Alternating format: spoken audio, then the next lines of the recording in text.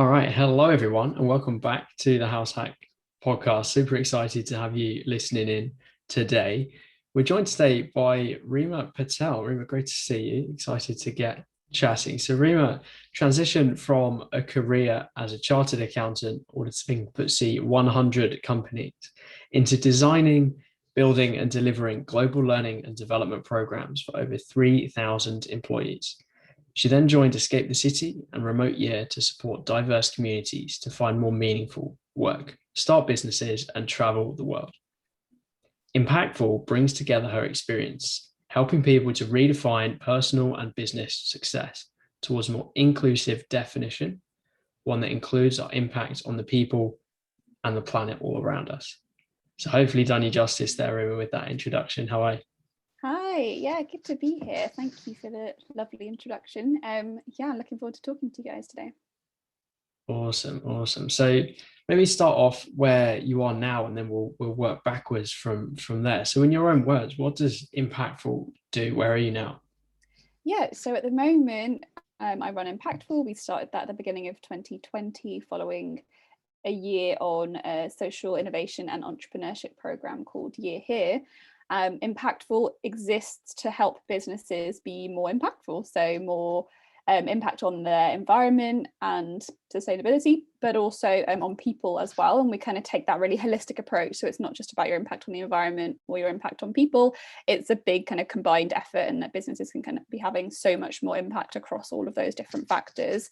And we work as a business consultancy essentially. So we do work directly with businesses, but we also do education. So we kind of think there's a bigger piece of work to be done around helping businesses understand what it means to be a more responsible business. So we write lots. We've just released a playbook which talks a lot about that, and do workshops as well to help businesses really get under the skin of that. And then we help them once they're ready to kind of go on that journey. Amazing. Thank you for that summary. So it's a massive theme, isn't it? Getting impact, getting more impactful. I'm sure there'll be loads of puns like that later on, but maybe to kind of leave that context for the time being and go back to the beginning or certainly a key part of your journey. So let's talk about your 4.5 years at PwC. What kind of role did that have in shaping where you are today? Yeah, so PwC was really formative for me, I would say. I actually stumbled into the role very haphazardly. I went to a grad fair at university. I opened the Times top 100 graduate employers, and PwC was top of that list, and just applied thinking Nice. it must be good. So if this book is telling me to. And I was really lucky to get an internship and then a job offer there. I think what I learned a lot from working in that world was just about what it means to be in the working world, I suppose, and professionalism and business. Met lots of incredible, very, very smart people. And I also saw and felt what it feels like to have kind of financial security and the benefits of working for a global, large organization like that. You kind of earn very well, you kind of have lots of perks and benefits. Life is really, really comfortable, and you kind of get to think about yourself in that sort of stable kind of way. I think what I learned very quickly though was that in an organization like that, there is kind of a mold to fit. There's a person that you're kind of aspiring to be to get ahead. And I kind of quickly realized that I probably didn't fit the mold quite exactly. And when I looked ahead of me and looked at the kind of senior leadership, I couldn't really see people that I wanted to kind of become. And so that was the sort of first hint that maybe it wasn't for me for kind of my longer term career. Nice. So really about looking forward to those who are around you and seeing how they embody the values and the people you want to become. I think that's a really good way of looking at how your future is turning out and how you can take change in it as well. So I think after you kind of left PwC, you went on this bit of a journey of taking these different programs, and then you kind of ended up with Year Here on a postgraduate program. How come after 8 years of industry experience, you decide to get back into academia in some way and to kind of shape your career that way? Yeah, so after PwC, I kind of bounced around a lot of different startups doing some really exciting, interesting work. But when I came to the end of the role at Remote Year, I kind of knew that I really wanted to do something that very consciously had a positive impact. And I don't think that had been a major part of my role at any of the organizations I had worked for previously.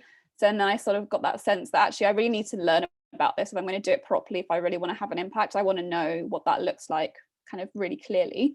And I'd done loads of different things since like kind of leaving PwC and even at PwC, but I didn't feel like I had a really strong idea of what my skill set was, because I hadn't just done one thing for 8 years. I'd done lots of different things. And I also came out of remote year feeling like I really wasn't ready to jump into a new job. So it felt like I was looking for something to do in the interim to sort of redirect my career towards positive impact. And then I started looking for learning programs, so ways to really kind of deepen my knowledge and skill set around what it means to make social and environmental change. And Year Here happened to kind of stumble across my path, and it really ticked those boxes to help like really practical learning and a whole year of immersive understanding of what it means to make change. And it was exactly what I needed. Awesome. From my understanding, part of their program is for you to start your own business as well. And was that kind of the cherry on top for why you decided to sign up, or was that really the core essence of what you wanted to get out of it? Was it the end goal to have your business, or to learn more about social impact through Year Here? Yeah, so when I started the program, I was actually very open-minded as to what the end result might look like. But when I was looking for programs, I kind of saw a few other options, and they were very much more about getting a career in the social impact space. And I definitely wasn't drawn to those for some reason. I wanted the opportunity to potentially start my own project, to learn about all these different problems and actually think, what do I want to do to contribute to those solutions? And so I wasn't 100% set on that, but I kind of was open to the idea of it. And what was really great about the program was that I found my co-founders. We found an idea that we were all really passionate about and wanted to work on. And so far, nothing has really stopped us from kind of creating that idea and that business. I also think that I really wanted some control over my days and weeks. So the idea of running your own thing really lent itself to that. So I was kind of open to that idea and ready to take it if the opportunity came up. And luckily for me, I've kind of found the idea and the people to work with to make that happen. Awesome. So you kind of built this team, you got these really cool people together, and you're doing something you're kind of more passionate about in a socially impactful space. Mm-hmm. Would you say that through that you've found purpose in your work now, and found how to be both impactful in the work you do, but also in the daily life you live as well? Yeah, I think I'm really lucky, because obviously purpose is sort of baked into the mission at a very meta level with impactful, right? So we help businesses have more purpose and meaning and impact. And so naturally, just by through what we do, I can kind of see how I'm contributing to kind of bigger picture.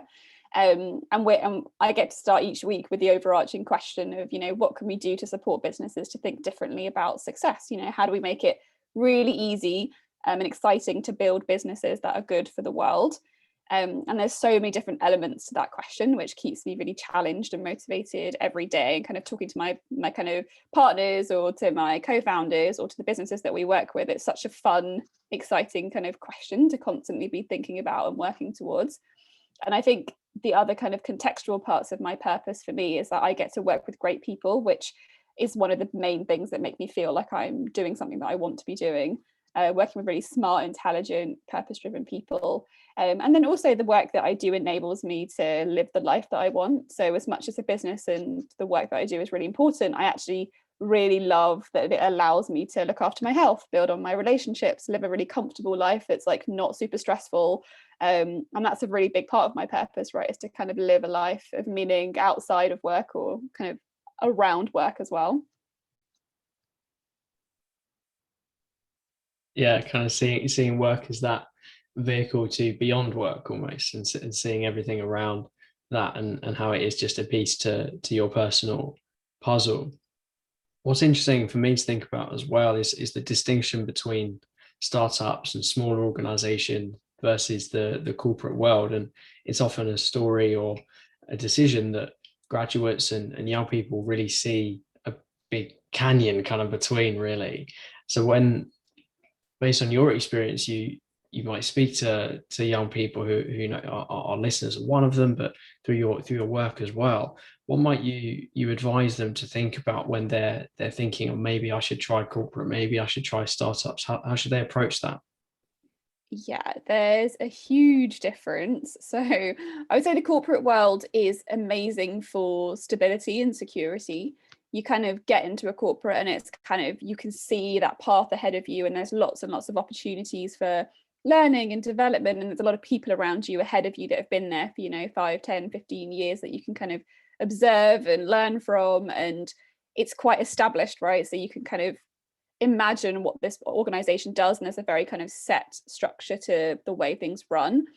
But then I guess it depends on your personality and what you enjoy, because the opposite of that is far more dynamic. You know, startups are changing on the instant. Every kind of couple of weeks, everything sort of changes and evolves and grows, and the pace of change is super, super fast.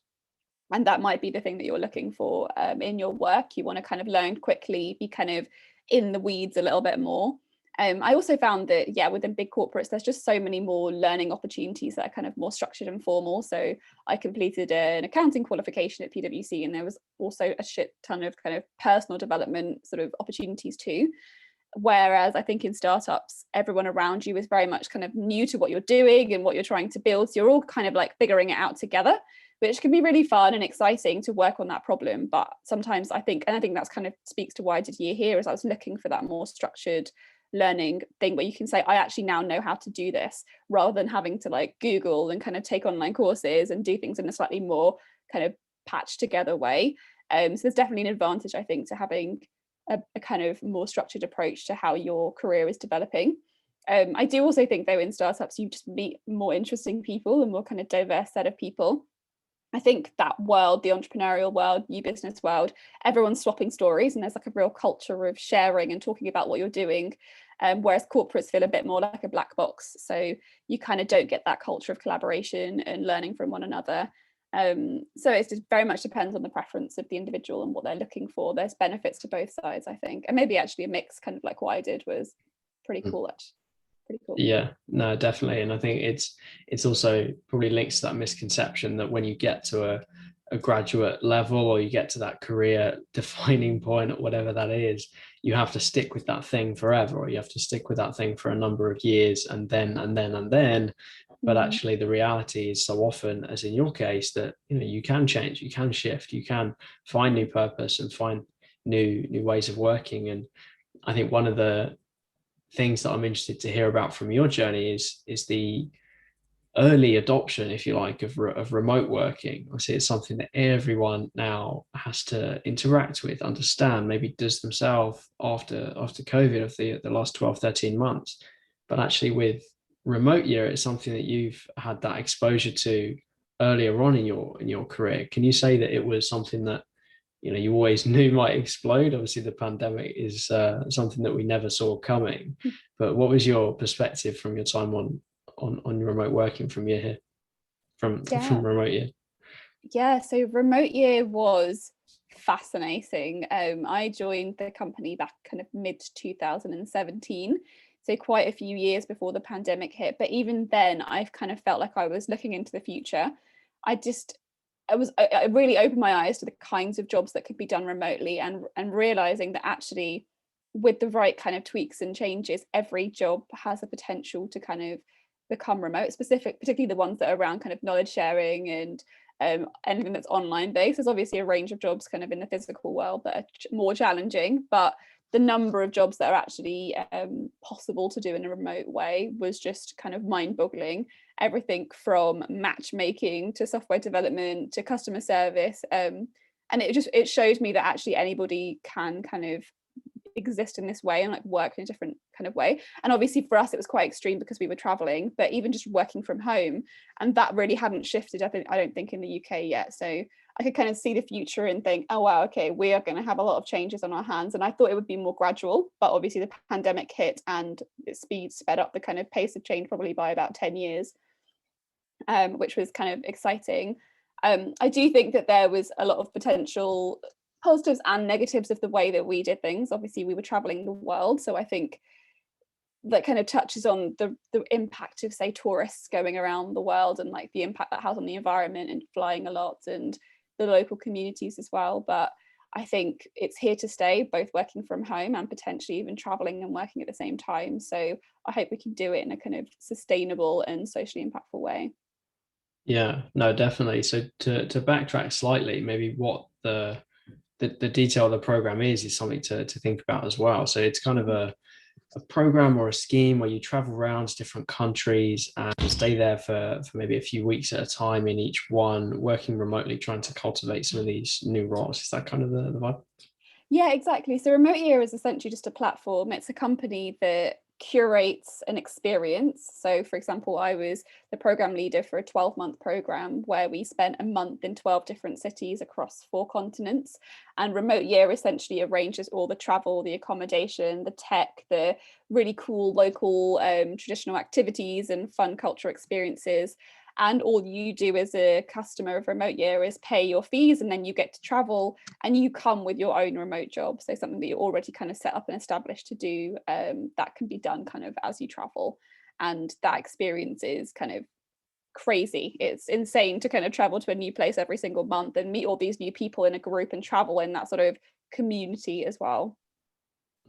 Yes, it sounds like a super intense experience, but I think as you mentioned, it's one of those things that you have to always consider the other side of it. You know, it can be fun, but it can also be super draining. It can be, the kind of whirlwind experience, but on the same time, maybe it isn't the most sustainable thing or whatever. There's always another side, I think. And no, interesting to think about that from your perspective of actually maybe it's the way for some people, but maybe not necessarily for everyone, or maybe you should move on, stay in a place for longer, or kind of what were your kind of main takeaways from the whole experience? I think probably halfway through, I just craved some, like, a base. I craved being in one place for a long time and knowing the local environment, having friends in the same place, and actually like not living out of a suitcase every single month. And having like your home comfort, so you don't realize what you miss kind of living out of an Airbnb or a kind of a sort of, what's the word, a made up apartment that isn't your own, and you don't get to settle in that place. So I would love to kind of stay longer in each place once you get a bit comfortable, kind of create a bit of a life around yourself. I missed home a lot, actually, and I think it's really fun to be a nomad, and it really gives you like an absolute whirlwind experience of different places. But I would probably travel a lot slower if I could in the future, and I would probably want to set up a base. Yeah, I think having friends and family or kind of routines where you live is so important just for your own mental health and well-being. Awesome. So it really sounds like you've had quite a diverse number of experiences across both corporate, startup, but also on these different programs that have taught you a lot about the world around you. You can really see how that's kind of formed into Impactful today and your kind of vision for the world. Kind of bringing that together then, how would you define a socially impactful business? Are all businesses impactful? Can they be? Or are some more impactful than others? And by which measure can we really attain the difference between them as well?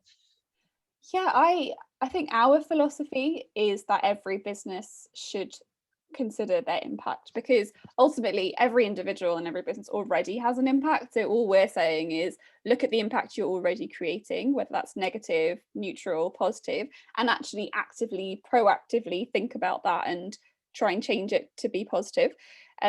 Whether or not we like it, we already are doing things that are kind of like changing people's lives or impacting the environment. So this is about taking responsibility for the things that you're already doing and starting to kind of shift them and take that accountability and say, okay, actually we do use non-renewable energy sources, for example. So can we switch that and make that kind of a more sustainable choice, both for ourselves in the present, but also for future generations? And I think the mindset is shifting. I think we used to have a very old school way of running businesses before, but I think a lot of people and a lot of organizations are kind of realizing that they have a kind of wider responsibility to society and to our planet. And hopefully there's kind of a real set shift in how we're going to be doing things in the future. Nice, awesome. I think there's perhaps 2 different types of businesses that I'm kind of seeing that are coming out of the modern day. One's a business that bakes in social impact from day one, and they make it as part of their business model. So it's almost how they operate is by having social impact. But then other businesses perhaps are more profit orientated, and they aim to generate profit for shareholders. So for them, social impact is more of an afterthought. It's a CSR piece. So with the second business in mind, with the ones which are perhaps bigger corporates that do want to make a difference, want to have impact, how can they prioritize the social side of what they do when there's no direct measure to the bottom line? So I think, and this is a really interesting point that we kind of are always trying to talk about, is that I think we need to actually completely rethink that narrative. I think 100% it does impact your bottom line. It's actually all about future proofing your organization. So how is your organization going to be relevant in 1, 2, 5, 10 years time if it doesn't seriously consider the impact it has on the environment, and also things like, how you treat people is very pragmatic to the business. How you treat your customers, how you treat your suppliers, how you treat your staff, right? If you want to be hiring the like Gen Z that are kind of coming out of university right now, they are super impact focused and sustainability kind of conscious. So how are you going to find, train, retain the best talent out there? You kind of need to be showing these credentials, otherwise you're going to be kind of left behind, I think. And I genuinely think it's all about that competitive advantage in the market, and this is something that you can prioritize and do ahead of a lot of your competitors and other organizations, and really kind of start to stand out against them. And I think if you think about it in commercial terms, the question really to ask yourself is that, can you afford not to do these things? And there might be some short-term benefit to that. Maybe there's an investment you need to make right now in the next few years to really start transitioning your business in this way. But sooner or later, there's going to be a kind of push from the outside that's going to force you to change. And I think the exciting thing is that you can actually do that now and do it on your own terms, and start really thinking about the kind of future sustainable, regenerative, impactful organization that you want to be. Every single industry is being reshaped right now in favor of more sustainable practices and thinking more about the people that are being impacted. And I think the people that are going to have the biggest advantage are the ones that move first.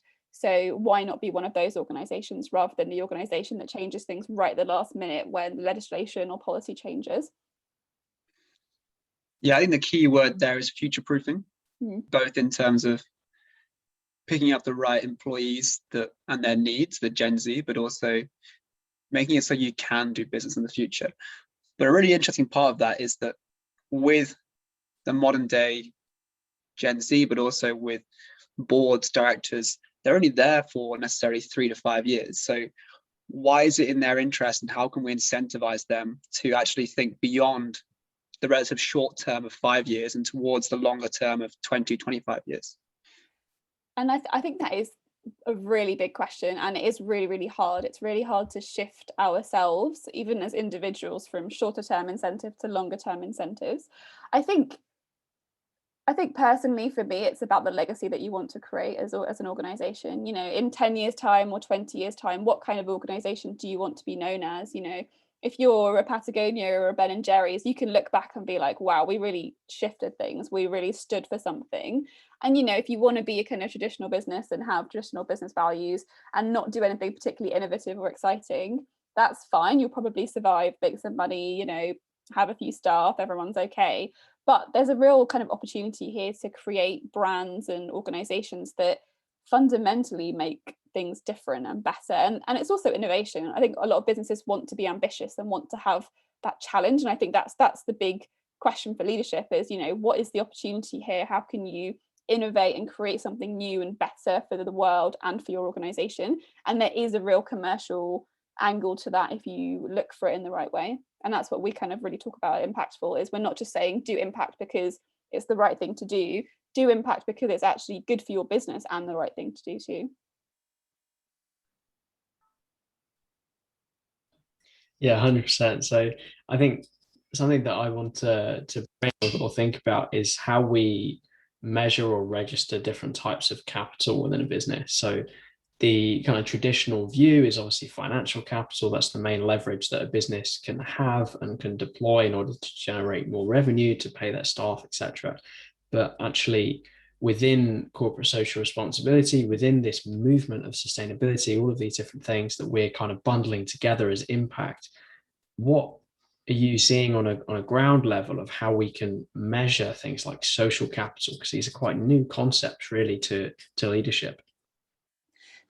It's really new to businesses, but actually it's not new to kind of the world of impact and sustainability. So there are actually absolutely loads of frameworks and standards and ways of measuring impact that are really robust and are really kind of almost, if you think about the financial reporting standards that we have for businesses, there are equally robust ones around environmental impact and social impact.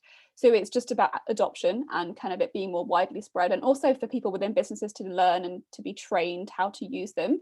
In fact, that's kind of like what we try to do, is actually say these things already exist out there. We're not trying to reinvent the wheel and create a new way of impact measurement. Let's actually all start to use the same language and the same measurement frameworks, because that way we can start to compare and contrast and sort of use the same baselines for organizations to say, like, who's doing okay, where can we improve, what kind of areas have the most impact.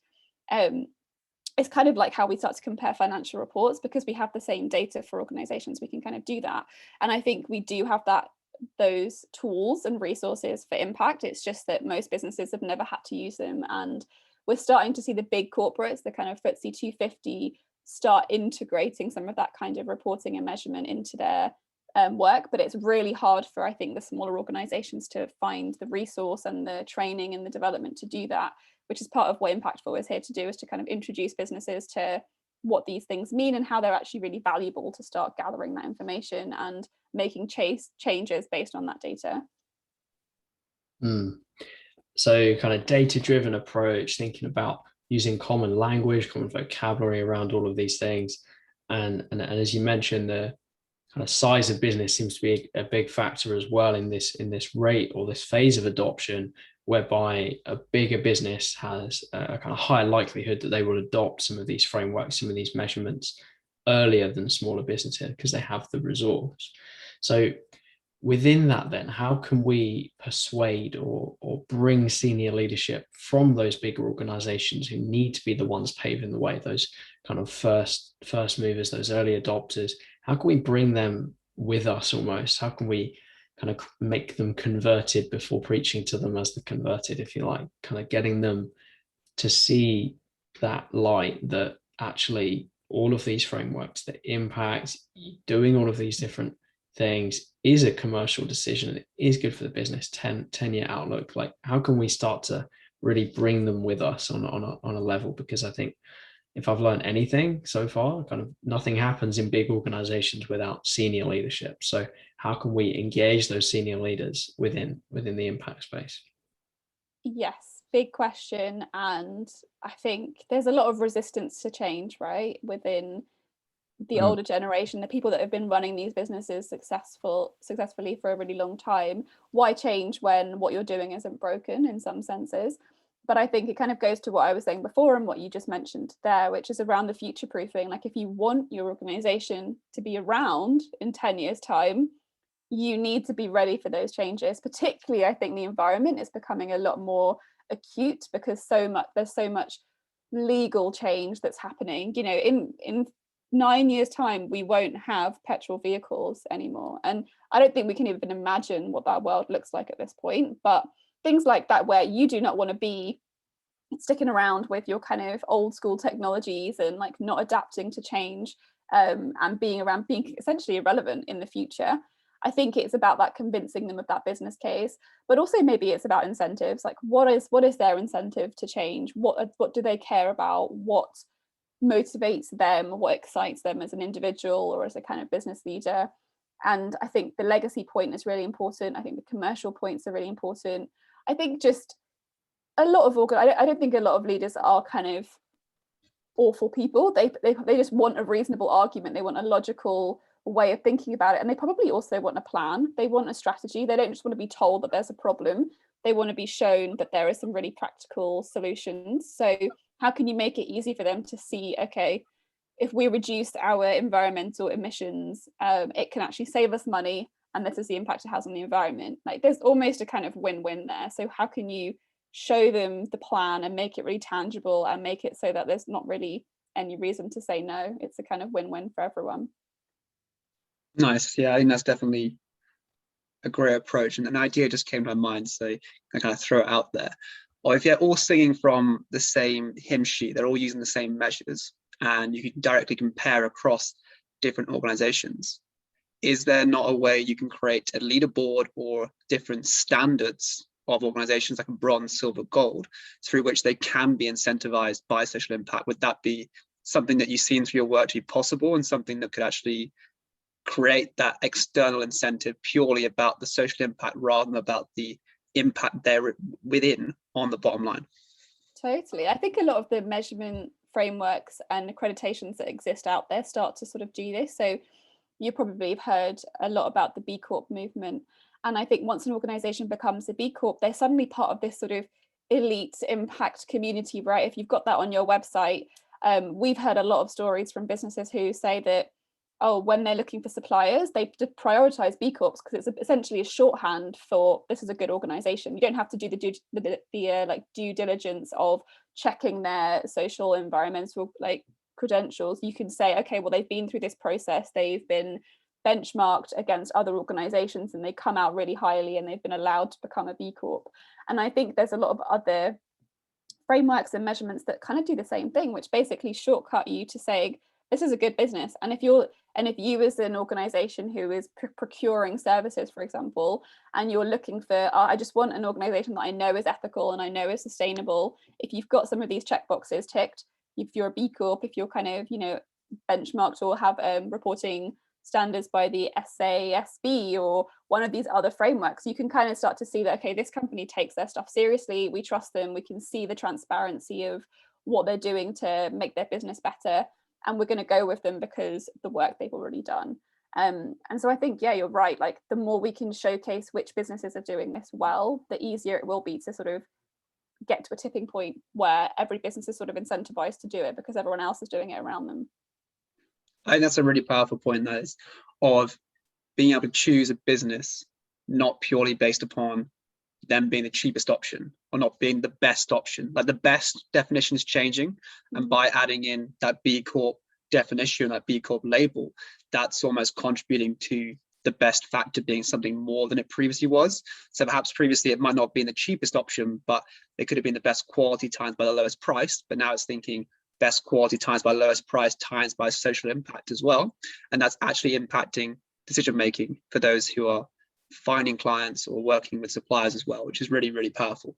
I think proving that through data and showing that and reporting that back would be awesome in terms of convincing people that it needs to be done as well, which I think is really, really interesting. To kind of flip the script a little bit and think about those in early careers who are perhaps in these organizations that not necessarily resisting change, but aren't really driving it or are kind of putting it as a side project rather than a central focus of their delivery.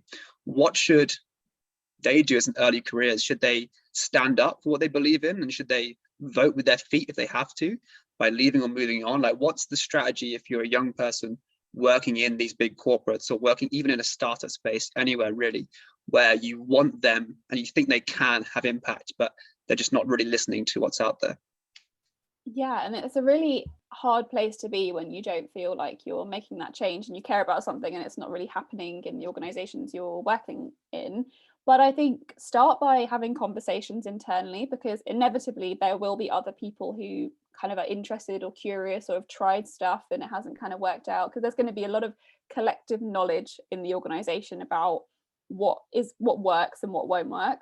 So I think start by creating a bit of a community around it, whether you make it formal, like an employee resource group or a little action committee or something. So then also you also have people to bounce ideas around, and you're kind of creating a bit of a coalition about the things that you care about within the organization. And also I would say, don't leave your organization, or don't think that the only solution is to leave, because we really do need people who are passionate and advocating for change within organizations that are kind of stuck and need to change. We can't have everybody leave and go and work for charities and social enterprises, as much as that would be very nice.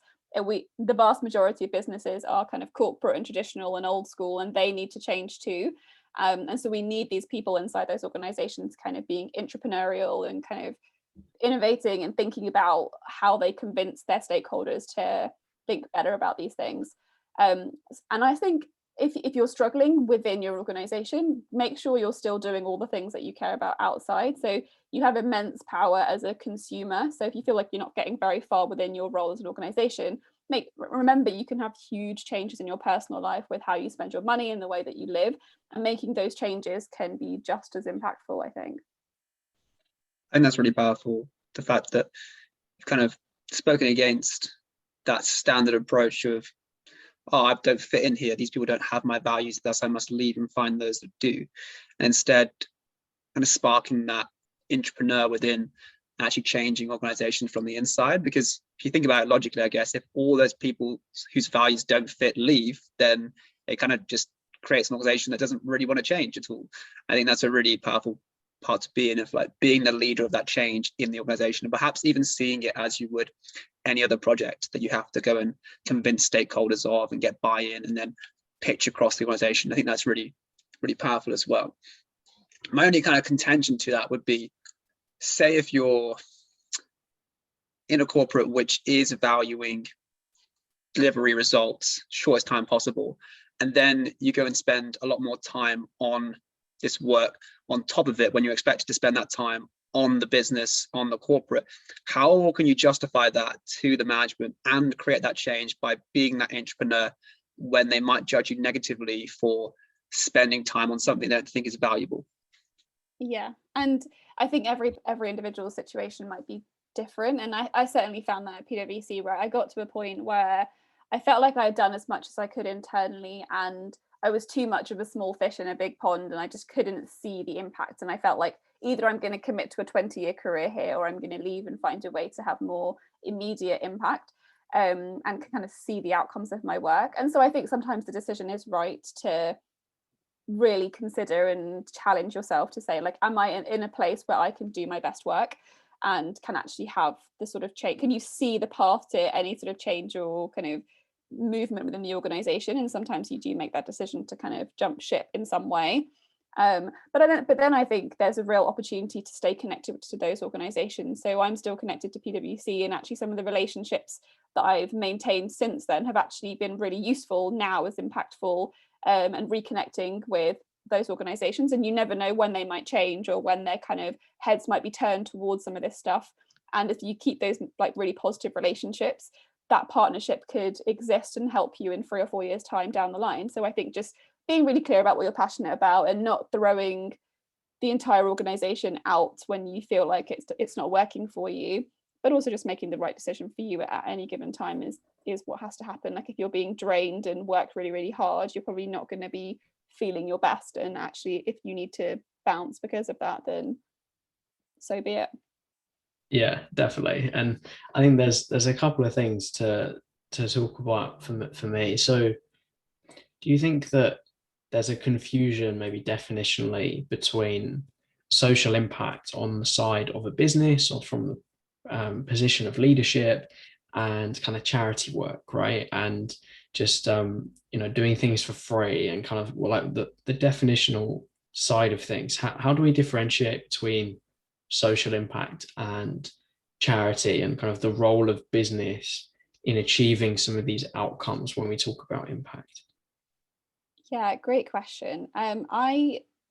We're very intentional about definitions. So when looking out into the world and thinking about how businesses have more positive impact in the world, there's a lot of terminology out there, right? There's things like CSR, corporate social responsibility, or triple bottom line, or sustainability, or purpose, or being mission driven. And for us, all of those things just don't really cut the mustard. They're thought of a bit wishy-washy. What does it mean to have a purpose as an organization? Like, surely every business has a purpose. Every business has a mission. Your mission could be to sell really cheap clothes and have them in, it doesn't really tell you what the good thing is, and it doesn't hold you accountable to an actual measure of what you're doing, and it also doesn't ask you to change. And I think our personal limitation and like kind of reason why we don't use CSR a lot is because CSR puts impact or responsibility to the kind of periphery. It sort of says you continue doing whatever you want as an organization, but maybe your staff will get 2 days of volunteer time a year. And it's like, cool, like that's nice, but why not interrogate, your supply chain and your environmental impact? It kind of doesn't incentivize change in the kind of fundamentals of the business. So we pick impact very, very specifically because it's asking you to say, okay, where's the negative impact that you're currently having? Like, let's make sure that is down as much as possible. Then you go on to have positive impact. And that's kind of thinking about your stakeholders and making sure that every single individual that you come into contact with and the environmental impacts of everything that you do is really thought about and measured and changed if needed. And then you think about, okay, well, like, how do we pick a problem to help with? How do we kind of contribute to solutions? And so we kind of go along that process, and we really need to be more rigorous, I think, about the language that we use. And then on the kind of point around who's responsible for what, the private sector is probably responsible for a lot of negative impact as it is kind of currently. That would be my personal feelings towards things. So it kind of feels like there is a huge responsibility for them to account for the externalities of the work that they do. Kind of pure economic thinking, it's just there are these negative externalities which are kind of created through running businesses that are just not incorporated within the operations of an organization. And how do we say, okay, actually businesses, you are responsible for making sure that everybody that you pay is paid a living wage, or that your suppliers are being ethical through what they do, and allowing them to sort of absorb that responsibility a little bit more. And then governments and third sectors have huge responsibility, right? Governments sort of set the policy and the direction for what they want society to be, and kind of encourage and incentivize different parties. And then the third sector is amazing, like they do a lot of work. But what I learned a year here, and so I guess the philosophy that follows me from there, is that the third sector can be very unsustainable. It's very reliant on donations, fundraising, grants, which can often really kind of shape and make very unstable the sort of progress of those organizations. So actually business in its kind of inherent sustainability, the way that it sort of finds a problem, solves it, creates money and sustains itself, is actually a really good solution for problems. If we use that model to fix social problems, we'll probably have a lot more success, which is actually why a lot of the Year Here ventures are social enterprises, because they sell something or provide a service and then support people on the back end. So if we can take that philosophy into the more corporate world, I think we can have a lot of progress and a lot of impact there. Yeah, totally. And I think that is the kind of nail on the head of where House Hack's trying to go in terms of being socially impactful from the beginning. And I think really what I sense from everything that you say, and hopefully back myself as well, is actually it's about how we structure business models into the future and how we integrate impact within them, rather than maybe in the traditional CSR way, sort of sideline them or create enough profit in order to X philanthropic initiative, X CSR initiative. It's kind of, we've almost skipped that phase and gone straight to, okay, we need to create as integrated a model as possible that benefits all stakeholders and actually maximizes that value, which is kind of a callback to what I mentioned earlier on that social capital point of actually it's not just about financial value. Financial value is at the core of business model, of course it is, but it's actually about how can we measure value beyond that and acknowledge that as a measurement, and then through that all stakeholders benefit, and actually some of those externalities that we're talking about will reduce or will cease to exist over time. So no, super interesting talk. And I think the kind of point that I'd continue to think about how we can hammer home is, well, what's the practicalities behind that then? So it's all well and good thinking about business models and externalities and some of that, but actually maybe in this initial phase, as we think about the commercialization of social impact, it's about making a business case, and it's about saying, well, what is in it for me? Why is it worthwhile? And so would you say that that's the place to start for everyone right now when they're thinking about assessing their impact, starting from zero, whether they know that they have X amount of positive impact? Is it about trying to assess the business cases of every initiative or every kind of element that they do? Is that where you kind of start with your clients with Impactful? Yeah, so we take a very bespoke approach with our clients because every business is different. Every organization will have different like constraints, priorities, challenges, things that they're concerned about or want to be challenging. So we often will do a bit of a diagnostic on both what their impact currently looks like. So, really we do an impact measurement, say, okay, you're doing great on these things. You've got a lot of work to do in environmental stuff, or how you look after your team, or you have no real insight over your value chain. So let's kind of say that needs work. But then we'll also do a diagnostic around their commercial needs and challenges. So like, where are the biggest pain points that you're currently facing? Is it because you're losing clients because of X, or is it because you're kind of, the growth of sales isn't quite, you know, up to scratch?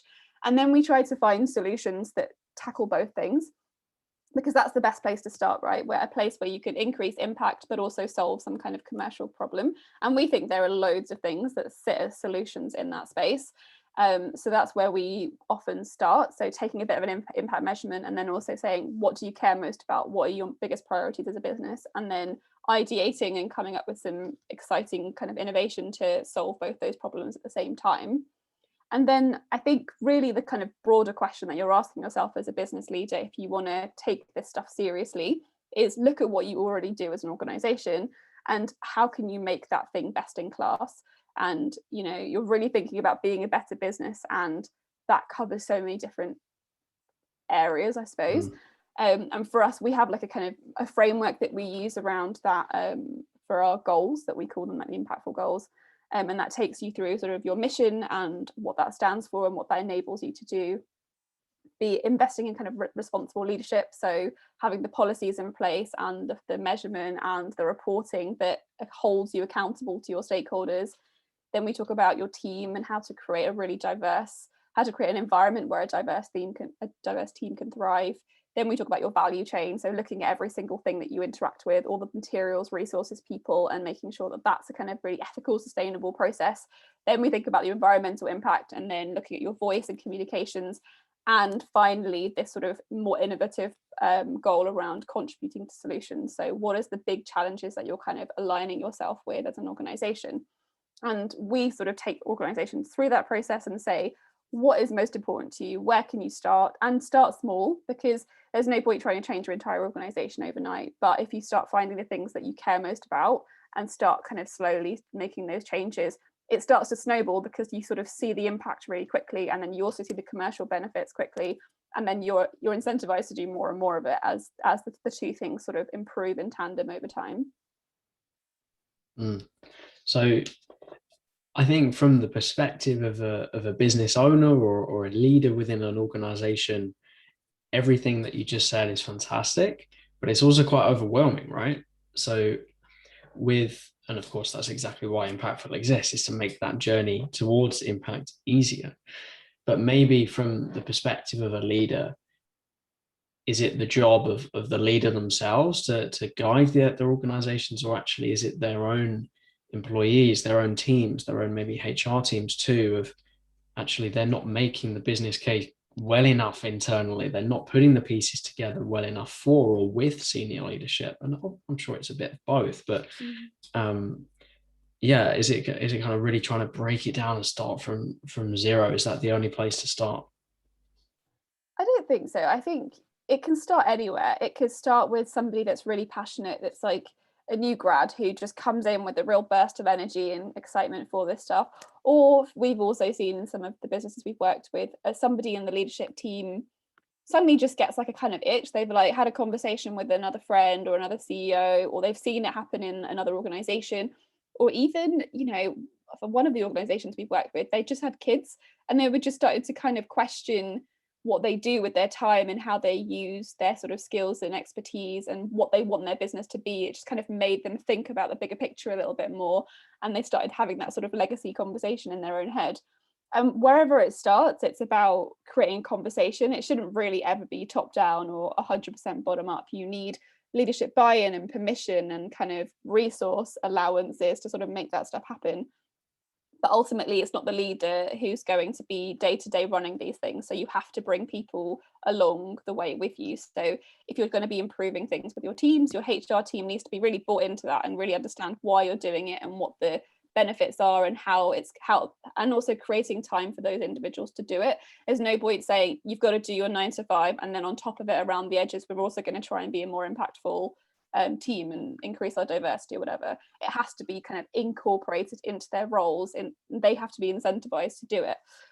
So maybe that involves bringing it into their OKRs and report and like performance management. So you can say, if you do this, then you're actually being a successful employee at this organization, and that starts to align the people at the bottom and the leadership are kind of saying, we are prioritizing this and making it important to our organization. Nice. I think that's a really important and helpful point, really, for anyone who wants to create change, is that it needs to have an idol, it needs to have a what or how can I be the best at this? You can be the best at this through your OKRs, through your performance management, through the measures. This is what the outcome can be. So with all that in mind, with that starting point and that potential next steps, how do you see the future of socially impactful businesses in the next 5 to 10 years? I'm very optimistic. I think there's a lot of different things that are changing at the moment that feel like maybe we'll reach a tipping point in the next few years, where maybe even sooner than a few years, few months, where the incentives are going to shift so much more heavily to making this a priority. A few of the ones that I will mention, so you've got all of the climate targets that are being set around the world by governments, by organizations. A lot of commitments are being made globally, which kind of encourages everybody, particularly, for example, I think one of the biggest ways that the change is going to happen is going to be through procurement. So the government have just released an initiative where all public procurement, so anything that's bought by the government itself, 10% of the weighting of evaluation has to be around social value. So when they're assessing different contracts and different proposals coming in, they're going to have to start weighting the impact that it has on people and the planet as part of that process. And you just think, I think the government procures about a third of things kind of in the economy. So if they're starting to say that you need to start factoring that in, think of all the business that they're going to be buying from that are going to have to change. So that feels to me like a very, very big one, particularly also kind of in the same vein, if FTSE 100 companies are all starting to take this very seriously, all the small fish and businesses in their ecosystems are going to have to start changing to meet these new higher demands of these big organizations and governments that are sort of shaping the market around them. I also think there's some interesting legal changes that are being advocated for. So I'm not sure if you've heard of the Better Business Act. They are an organization who are essentially trying to get the Companies Act changed to actually say that you're not just as an organization responsible for creating shareholder value, you're also encouraged and it's included within the remit of a business to look after people and the planet.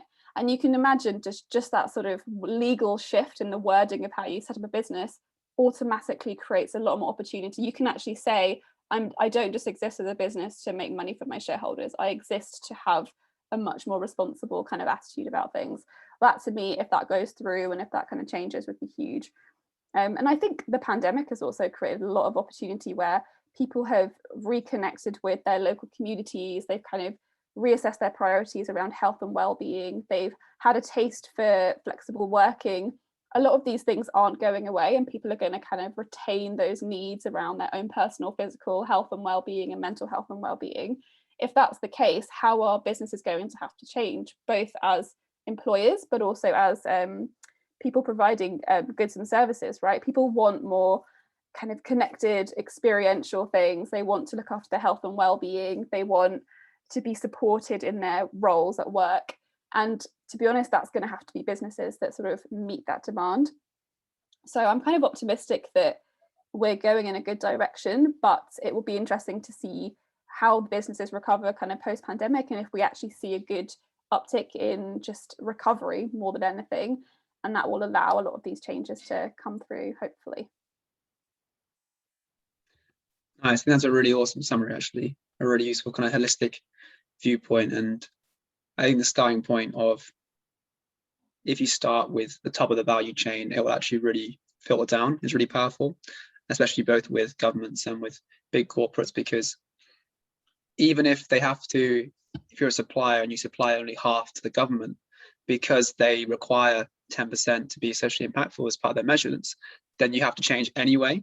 So even the other 50% that you are not serving directly as a measure, they're kind of getting the benefit anyway. So it's pretty interesting that it becomes top down, but because the bottom has to reflect it, it also goes bottom up as well, the opposite way both times as well. So that's really insightful, really interesting as well. And I think that wider impact, that wider change in law, change in definition, although it can come with extended pressure, especially right now, having to deliver shareholder value. It's already a big deal as a business owner, but then having to think about, oh, I have to care about the environment as well. It's like, whoa, okay, that's putting a lot of pressure on myself, a lot of pressure on whoever's running a business. So I think it's about having the leaders embrace that as well, which is really interesting, and really them being both adherent to the law, but also probably thinking beyond it of, oh, let's not just stick within what the law says, but actually let's try and do more.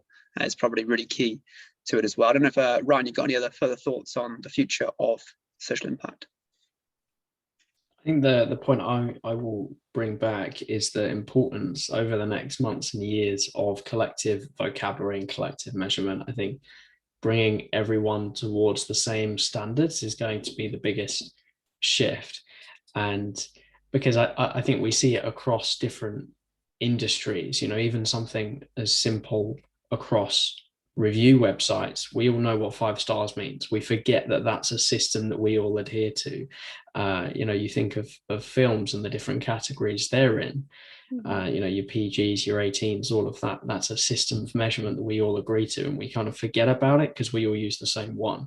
So if we can get to a point where on a business level, we all, in a similar way of how we financially report, can impact report in a similar way, then we'll see a massive leap ahead, I think, pretty quickly. So there's probably a bit of a rat race internally in terms of the industry of who's going to be those accreditations and who's going to be the organizations to take that lead on an institutional level. But I think once we get there, which I sense will be not too far away, within 4 or 5 years, I would think, we'll get to a point where it's easier for businesses who are not just the big corporates to engage with, because it takes less resource to engage in the first place. So I think that will be the biggest shift for me that I think will have the biggest impact. But I think awesome. So I think we're pretty much there, Rima. If there are any closing thoughts from yourself, I think we're there. I think on that point, particularly around the measurements and frameworks, I would encourage people to check out the Impact Management Project. They are essentially a non-profit that houses and creates a consortium around all the different impact measurement framework organizations that are out there. Every single one of them sort of feeds into this consortium, and they are essentially consolidating and finding those common ways of doing things. So it is coming, and I think we're seeing that change, and that just like, what's the word, the desire to have that common language come quite quickly, and so we might see it sooner than you think. Amazing. Love that. I'll link that in the description as well. But Rima, thank you so much for jumping on today. Really enjoyed our conversation. And of course, people can find you on LinkedIn and connect with Impactful at impactful.world. So thank you so much for jumping on. Thanks for having us. It's great conversation, and really excited about what you guys are up to. And if anyone wants to jump on and have a chat with me, always open for that. So get in touch.